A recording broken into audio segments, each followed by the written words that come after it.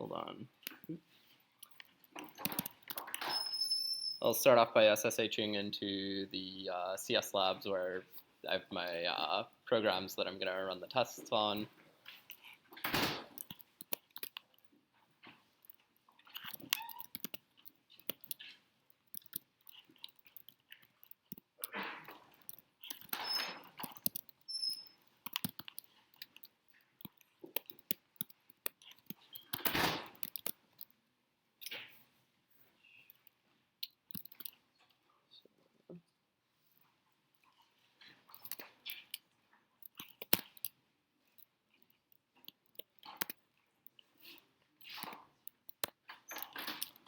So I'm going to start off with the P1B tests.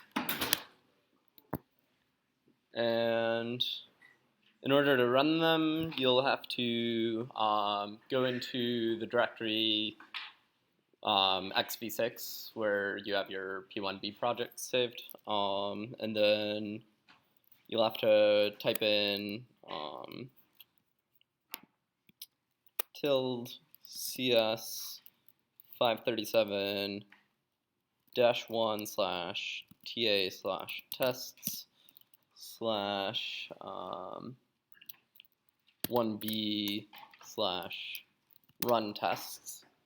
And if you want to get an idea of the kinds of options you can give it, obviously type in -h, and it has a number of flags you can give it, and there's a description of each of them. I think probably the most nice two are this -l and -c. So I'll run that -l. So this is a list of all of the tests that are going to get run, and a description of each of them. So that way you can kind of get an idea if like I fail a test, what is that test supposed to be doing, right? And so then we can run it with the -c, and let's see, it'll output a lot of stuff, and then it's failing a lot of tests. So I failed all of them. Oh no. So I guess then what you have to do is you have to, look at which ones you failed, and maybe try and figure out how to debug based on that. So for this case, I know what the problem is. So I'm going to open up sysproc.c, where I define this get procs, and I realize, oh no, I'm returning bad function when really I want to return good function. So I'll run the tests again and see if that worked. Oh yeah, I get 100% for calling good function, so that's the 1B tests. And then I guess next I'll show you the 1A tests, which I have in a different directory.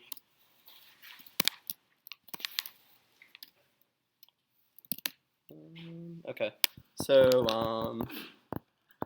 in order to run the 1A tests, what I'll do is, change directories to the one where I have this fast sort. And then I'll do a similar command to the one I did for the 1B tests. So that's the ~cs. And make sure you do ~cs and not ~/cs. ~/ will be your home directory, but these aren't located in your home directory, so it's a little different.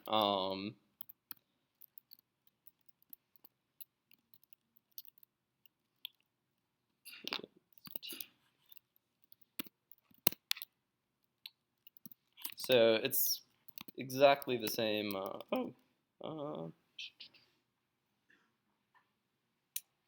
Oh, 1A, yeah. So it's pretty much exactly the same for 1B, just you do 1A, right? And it has the same options. -C is to continue even if you fail. So I run it, and so I passed most of them, but there's a couple that failed. So then I want to debug. So I notice I'll do it without the -C. So it'll stop without the -C. It'll stop once it fails a test. So the first one is a single record output mismatched. I'm gonna look at fast sort and see what might have been the problem. There's a couple problems. So I noticed I have an error here.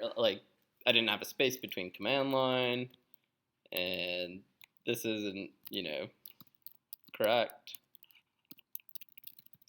Because the directions say here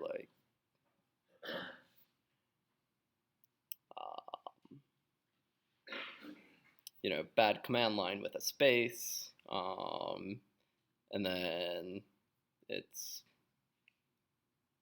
line too long somewhere. Oh, yep, line too long. So I'll make those changes. Oops. It is too long? No, just too long.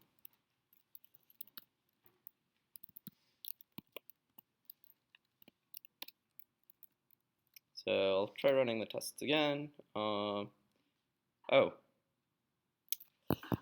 geez. Okay, so it looks like I'm failing for a different reason. I don't. Huh? Oh, yeah, that's right. Oops.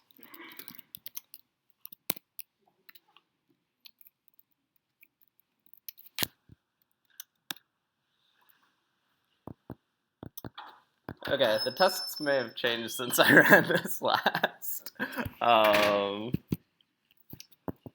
It was passing this morning, I swear.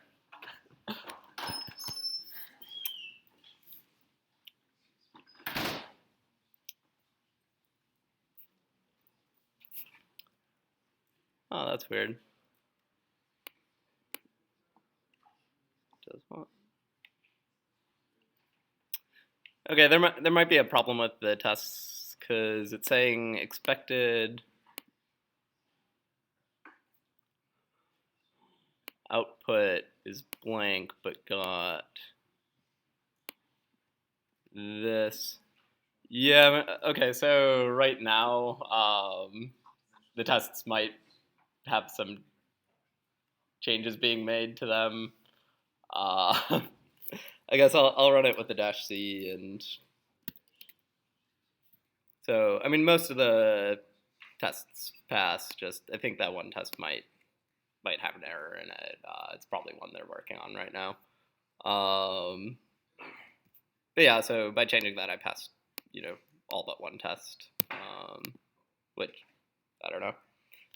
I don't know why that is right now, but I guess that's the gist of the tests. Then I don't know if anyone has questions about those. Yeah.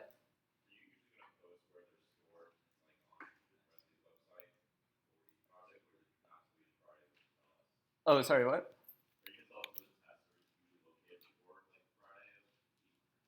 Oh, yeah. They're located in that directory I called it.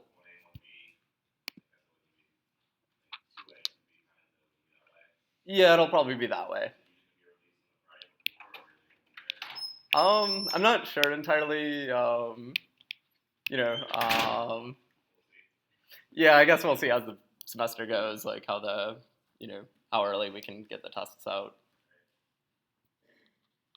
Anyone else have any questions? No. Oh, yeah. Oh, yep. So it's. I'm not I'm not sure. I mean, you can dig around and look. Otherwise, we're probably gonna put this video up. Like I'm screen recording this right now, so it'll be up there with all the other videos. But I can go through it once again. So CS 537-1/TA/tests / and then one either A or B, and then run tests. And there's also this directory. There's these two directories here called input and output that are there. So that's the input and output that the tests are running on. Like the test will give your program a file from the input, and it has an expected output file that it will check your program's output with, like, against that. So if you are wondering like why one of your tests is failing, you can always check those input and output directories and see like, hey, how is my output different from this output file? So I guess if there's no more questions on the tests, I can go over just some useful functions and maybe like different things that'll be useful for this project. I have a couple demos set up. So I guess, and these are based on maybe like, oh, yeah.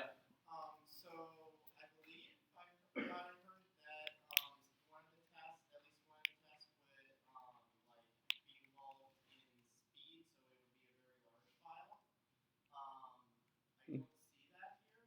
Is that located somewhere else? Well, so I mean, the point of that one will be to make sure that you're managing memory in sort of a smart way, because I mean, there's ways to manage memory where like if you give it too big of a file, like you're just gonna seg fault or something like that. So I think that's the main point of that test. I don't know. I'm saying I don't see a test here for that. Oh, okay. You said in lecture there would be one. Okay. I mean, it might not be up yet. I mean, they're still working on some of the tests, so there might be one like that later. And for any case, I mean, if you're wanting to place well in the competition, I mean, the competition is definitely going to run yours on a big file, so you should be able to handle that anyway. Does that make sense? Is that good? Yeah.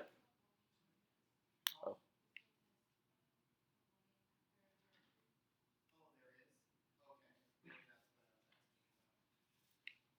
Oh, you had a question?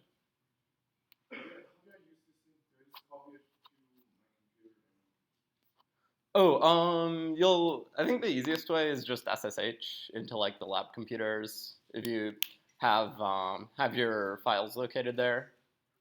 And if you don't, well, so I mean, it's good to make sure the tests run on your program on the CS machines, because that's what we're going to be testing it on. So if you've been, developing on your local machine,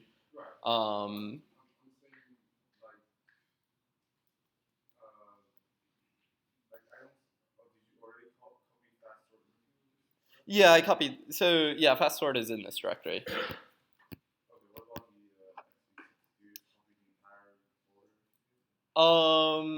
Sorry, are you talking about, do you have XV6 on your local machine, or it's on the lab computers? Okay. You don't copy it at all. You just change into that directory. So I mean, I can do the XV6 again.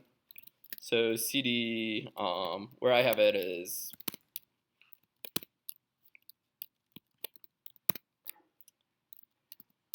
so this is the directory that I have my own version of XV6 implemented. So I change to that directory, and then I do ~CS537-1, actually I can just grab it from up there,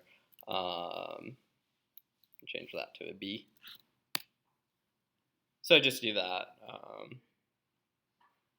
So you change to the XB6 directory, and then you run that. Any other questions at the top? Yep.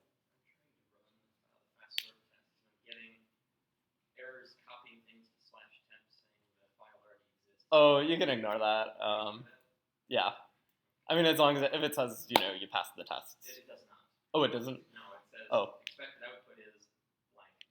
Oh, that's what I had. I mean, again, right now they're working on I mean, some of the tests might be being written as we speak. So. Yep. So, are there any other questions on the tests? Yeah.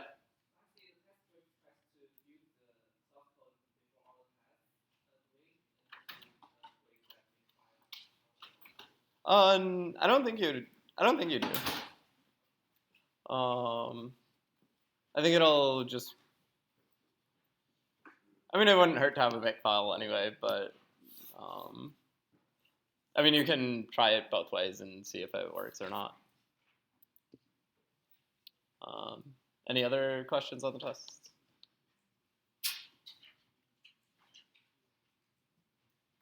I guess then we can go on to some demos for like useful functions for this project. So I guess we can do a demo on SCP real quick.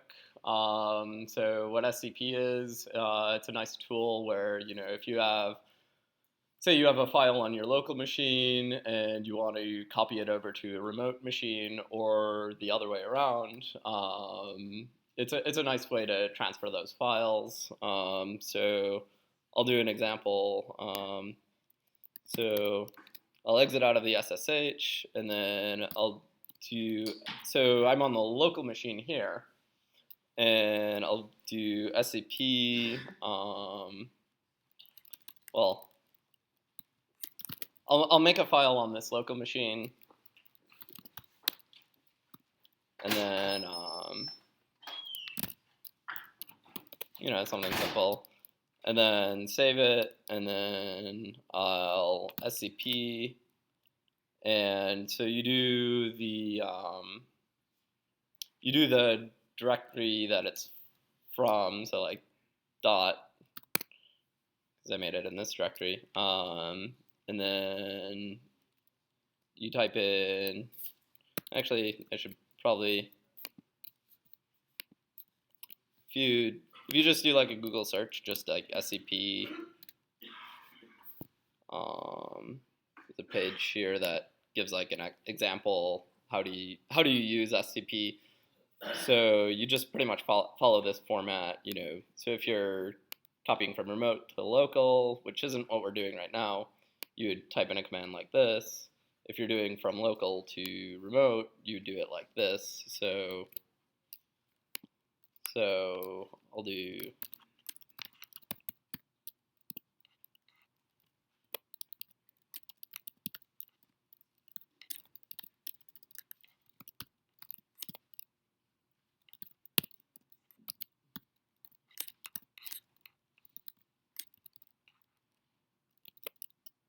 So you type in your username, and then the remote host, and then colon, and then the directory that you want it to go into.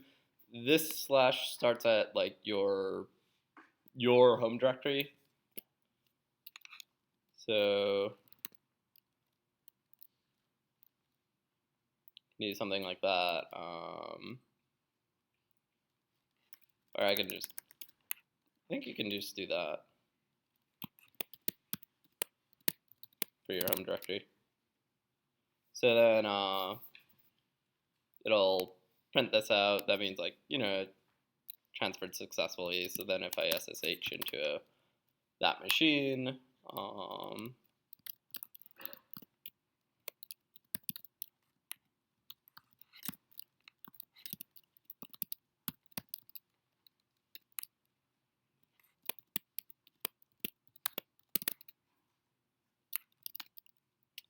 oh, blah is there. So that transferred successfully. You can see the contents are the same. So that's a nice tool. And you can do it the other way. You can copy something from a remote machine to your local machine. So for example, if I do vi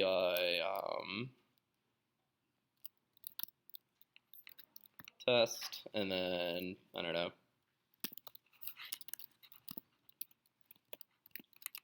so I save that on the remote machine, and now I want to SCP, so then I just do the location on the local, on the remote machine first. I mean, the format is a lot like CP, where you do the source and then the destination.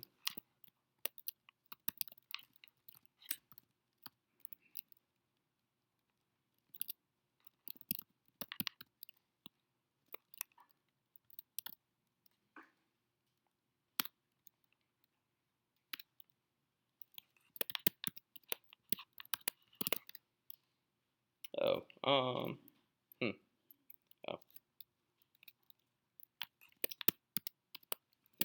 Slash. Okay, yeah. So then I'm on the local machine. I can cat that just to see the contents are the same. So that's a nice way to transfer files between machines. And then I guess the next demo would be, I got SSH for that because that's on the lab computers. Okay, I have it.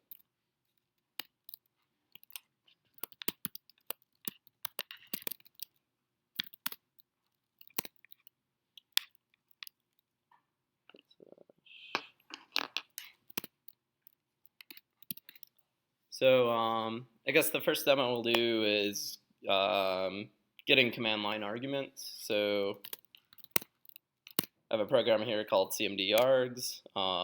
Basically what it does is it has some integer I, and it'll go from I0 to argc. So it'll, for every argument, it'll print out, argv at that position is, and then it'll print out the whatever argument you gave it at that position. So we can make that, and then it'll display each argument. So that's how you can get things from the command line. And then I guess, does anyone have questions on that? Or so it's pretty clear. Okay.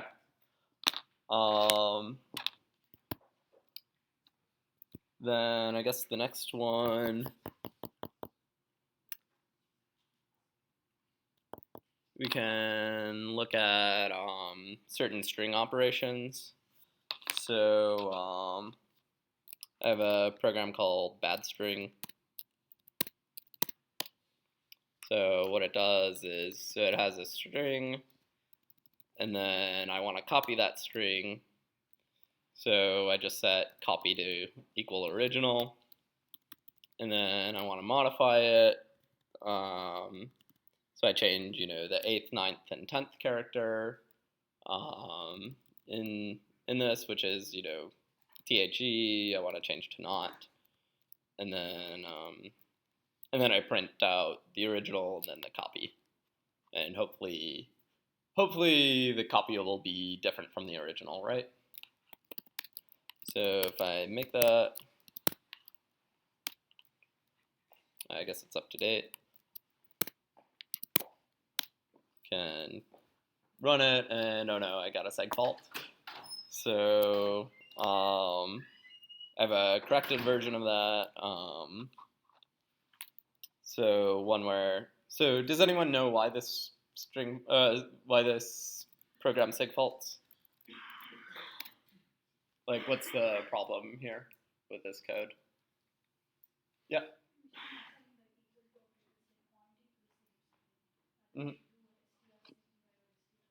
Yep. But what else would you need if you did strn copy? What else would you need to do? Yeah, exactly. So the problem with this is in C, literal strings are stored statically, and they're stored as like read-only memory. And when you do this, you're just pointing to that read-only memory. And then when you try to change it, you're trying to write a read-only, and it'll just segfault. So yeah, to fix this, we want to allocate some space, and then we'll want to copy it to there. So here we have here we just declare copy, and then we have this command here where I call malloc. I cast it as a character pointer, and I make sure that that the return value is not null. Null return value on malloc will indicate that you had some error. So I just want to make sure that that doesn't happen. So there's actually, I just realized that, okay, there's a lot going on in this line. So I guess the first thing is, why do I allocate 1 plus the string length of the original? Yeah. Yeah. So in C, every string is supposed to end with a \0, but that's actually kind of hidden.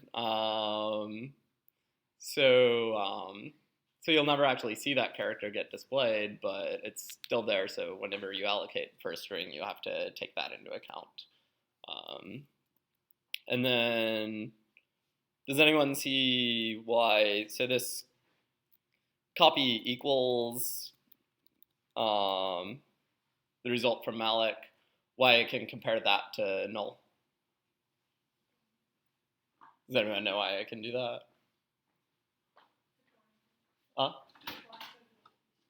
Oh, I'm saying like, so this assignment statement, like copy equals, right? That expression. Yeah, and so pretty much in C, the assignment operator will return the value that just got assigned to whatever variable where you were trying to assign something to. Does that make sense?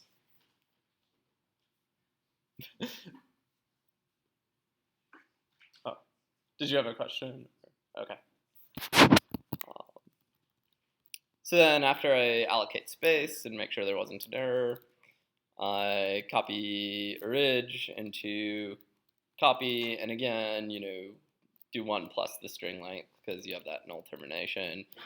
And then I do pretty much the same thing as the program before, change those 3 letters to not, and then print them out. And even though in an example like this, it doesn't really matter if you free it before you exit, it's still good to get in the habit of free variables if you're done using them and have allocated them on the heap.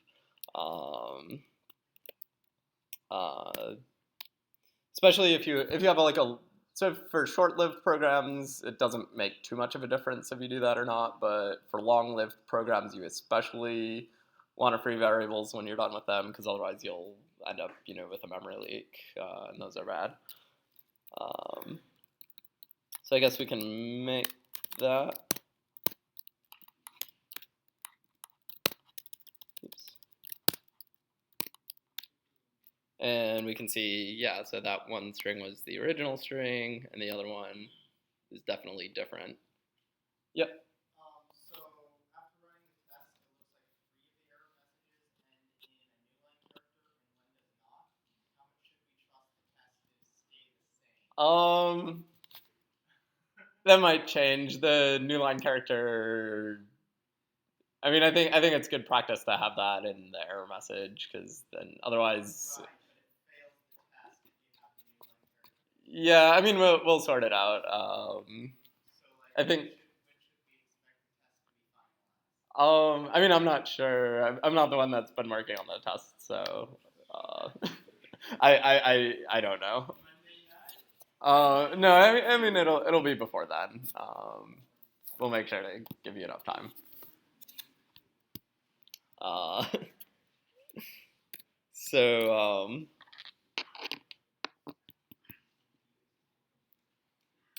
and I guess the next example I have. So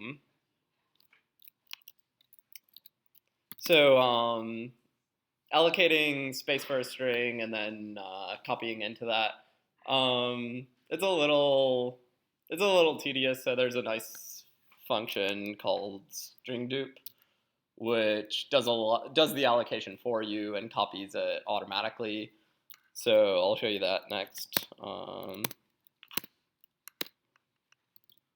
So here we do pretty much the same thing, except here we do copy equals string dupe of original. And if you read the man page of the string dupe, it'll return null on failure. So we want to check if it returned null, we want to print an error, right? And then the rest of the program is pretty much exactly the same.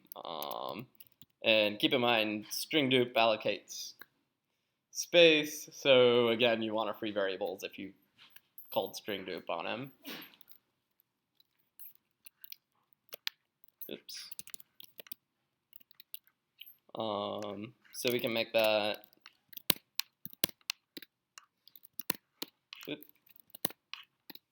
And see that it runs exactly the same as if we had malloced and then copied.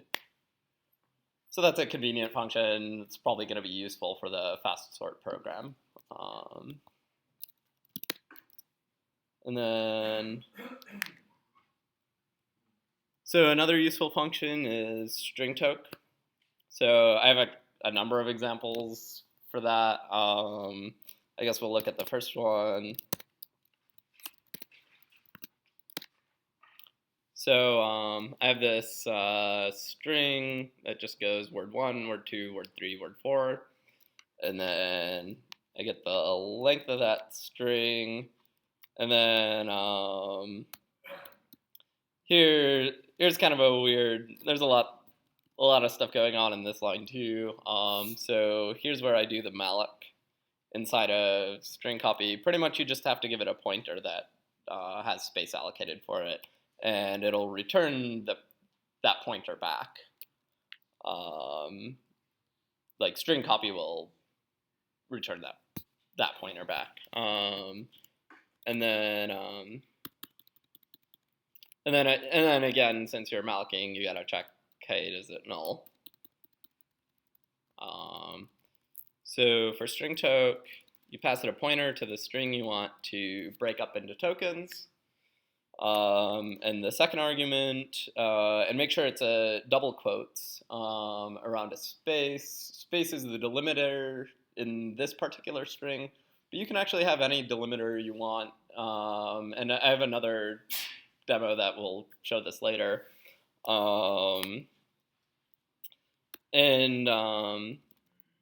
So this will return the first word up until the very first space. And then it'll store that into temp. And another thing about string toke is it'll return null once it's done with the string. Like there's no more of the string it can, like when it reaches the null termination, it'll return null. So in other words, you want to keep checking until it's null or you reached whatever word you want, whatever number of words you wanted. So I keep calling it, and when you call it the first time, you pass it a pointer, and then string toke will kind of remember that. And so then on subsequent calls, you just pass it null for that pointer, and it'll just know that, like, oh, return where you left off. So then we can run that and see see what kind of output it gives. So yeah, here it's printing out each word that was in that string on a new line.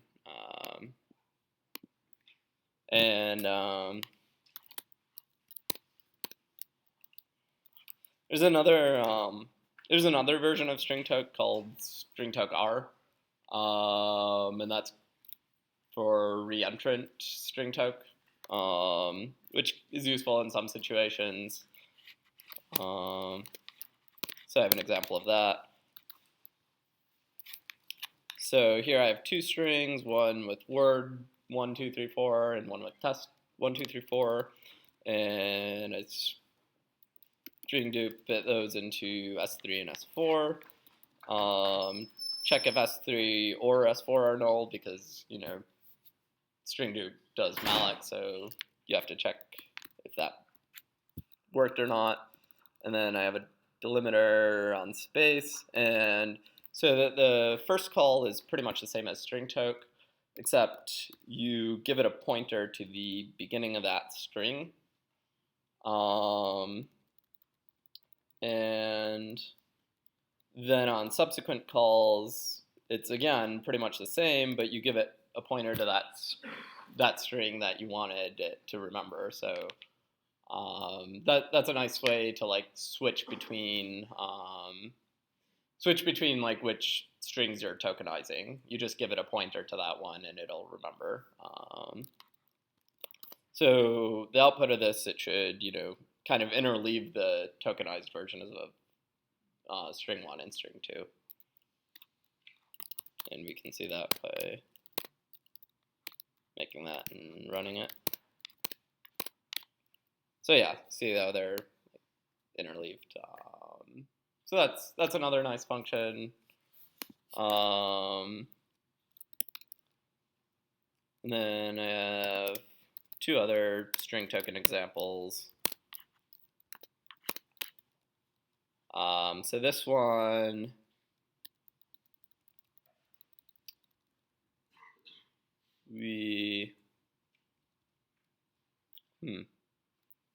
oh yeah, this is to show that. So yeah, the warning about stringtoke is that it's destructive.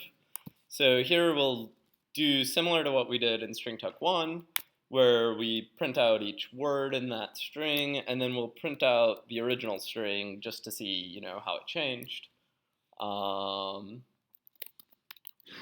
So we'll go ahead and make that and see what the output gives.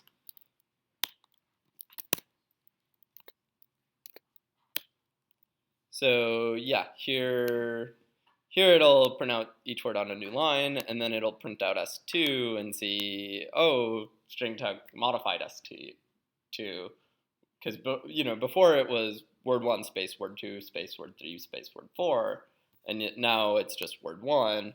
Kind of what stringtoke kind of does is you can think about it like it'll look for the delimiter, and then it'll, in place of that, insert a null termination.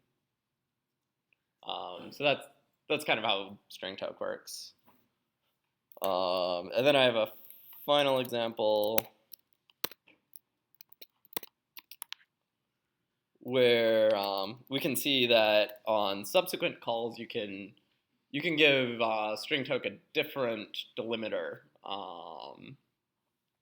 So here we have S1, and the first time we delimit it by a space here, and then the second time by a new line character, and then the third time by a tab. And then I have this character array here where the first one's a space corresponding with the first delimiter, and then the next one's a new line corresponding with the second delimiter, and the third's a tab, so on. So that I string dupe, because I want to, be able to modify S2 because I'm calling stringtoke, and stringtoke has to modify S2. It has to modify the string. And again, check error codes, and then I loop through delims. So keep in mind the 0th element of that is going to be the space. And then on the first iteration, so ++I, I don't know if many of you have seen that, but it's a lot like I++, just it'll return the incremented value, whereas I++ returns the value it was before incrementation. So that's a nice handy trick for like when you're accessing an array and you want to increment at the same time. So then I give it, on subsequent calls, I give it the next thing that was in that delimiter string.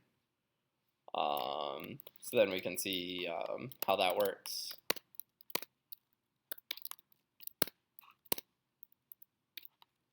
And it works exactly the same.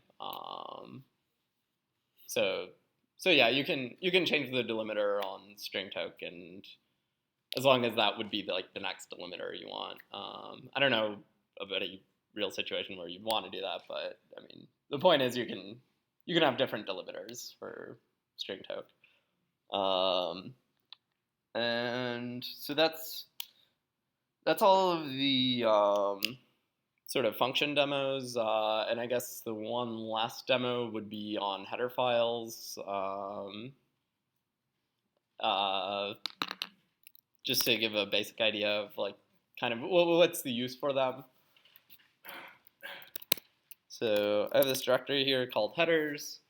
So it contains 3 files: hello.c, hello.h, and test.c. And this one will probably be most useful for part B of the project. So if I look at hello.h, so in here I defined a function here. So it's return types void. It's called hello world, and we have these lines here that are they're preprocessor directives. These are known as header guards. Does anyone know what the point of those are?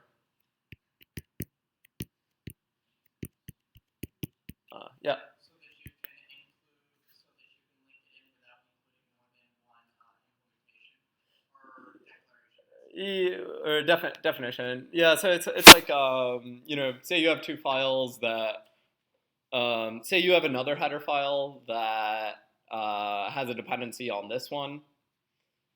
And you have a program that includes that and that header file and this header file.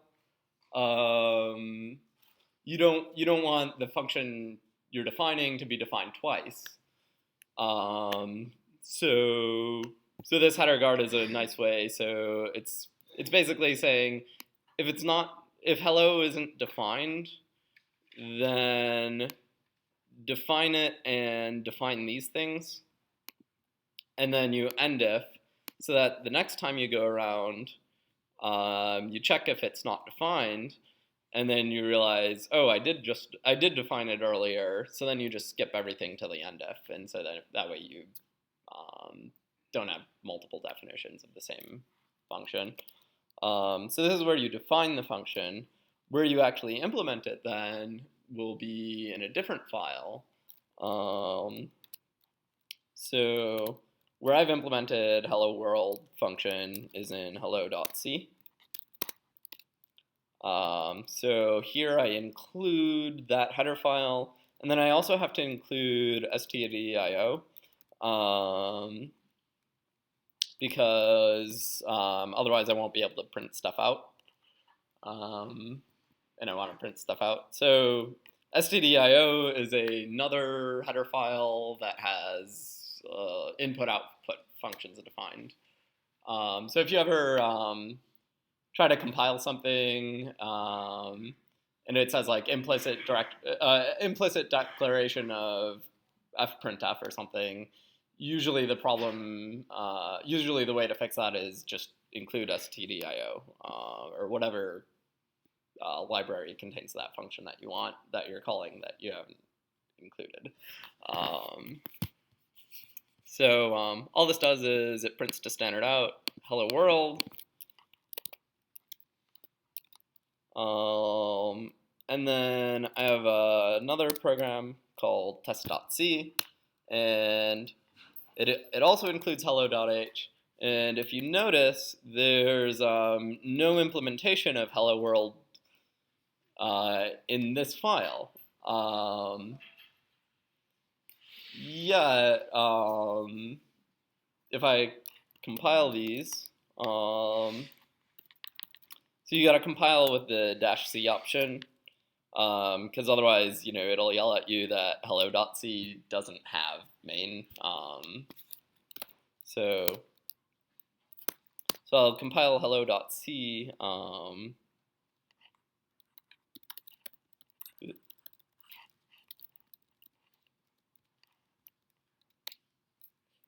And then I'll compile test. And then I can I believe I just need to do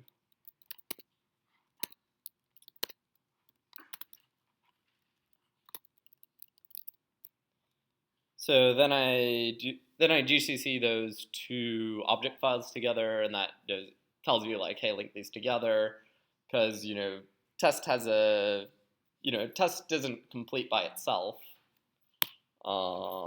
It depends on that hello world function to be implemented in a different file. So I compile those together, and then I run test, and hey, cool, it works, even though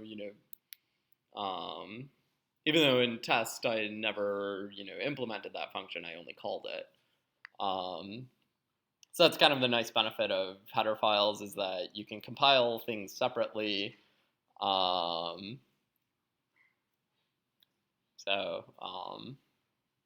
I don't know. Does anyone have any questions on those? Or on any of the demos?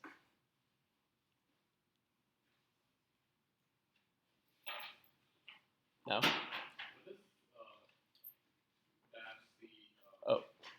Oh, -c. It's pretty much, so it's just telling the compiler like, hey, I didn't implement this. Like, there's a function in this file that isn't implemented in this file.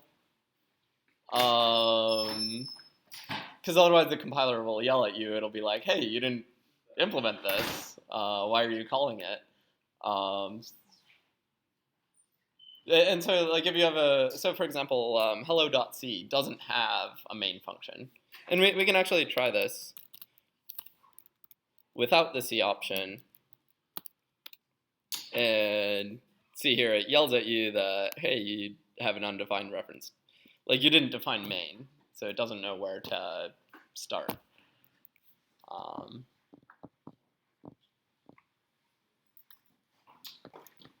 So this will be mostly helpful for Project B, because you have a situation where you have that is it p table or whatever, that like you can access it in like proc.c or whatever, but you can't access it outside of that. So then how do you resolve that? So I'll give a hint that header files might be a nice way to get around that. Does anyone else have any questions? Yeah. String too long?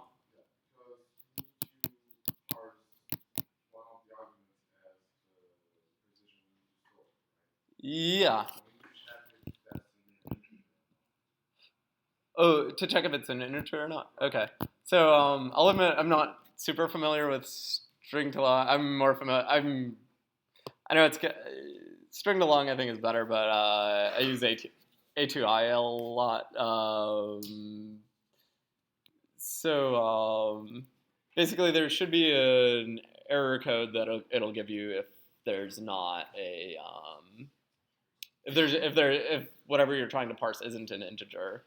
It'll give some kind of error, and we can check it by is it strtol or okay. So yeah, you can check the man pages, and so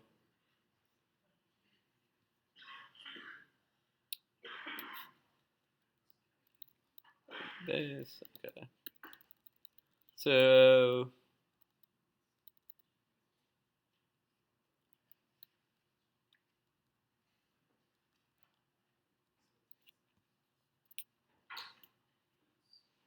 um,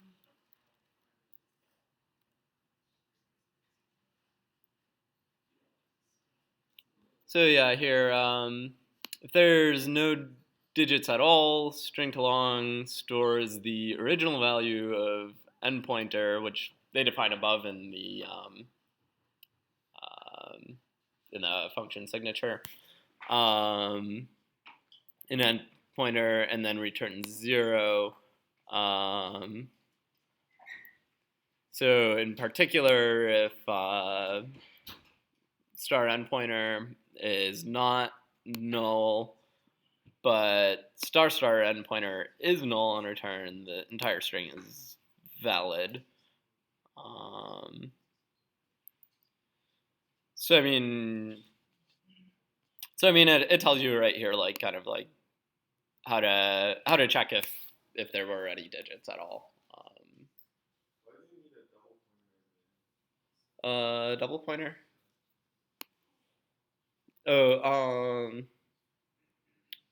so that'd be like the I mean, I don't know. I think it probably like sets the pointer to something, so then you need to pass in a pointer to that pointer in order for that function to set it, right? It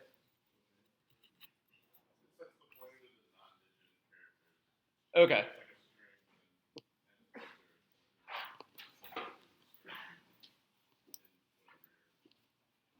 It's like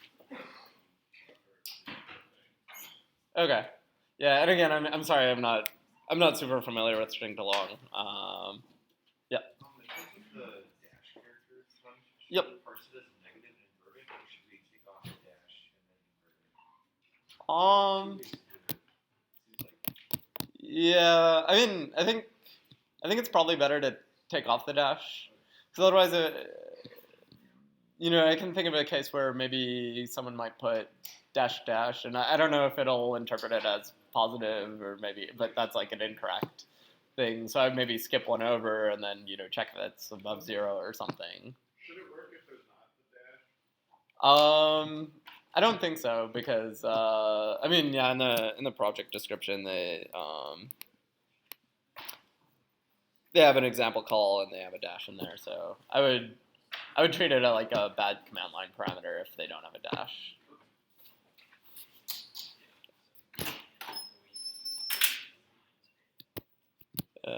Yeah. The brackets? No, that's not a typo. So that just indicates that it's a optional argument. So when you type in the command, don't include the brackets. Yeah, the brackets shouldn't be there. It's only for demonstration purposes that it's optional. Any other questions? I don't really have anything planned after this, so there's no more questions. Oh, yeah. How do you what? Check the error code? Oh, so yeah, if you read the man pages,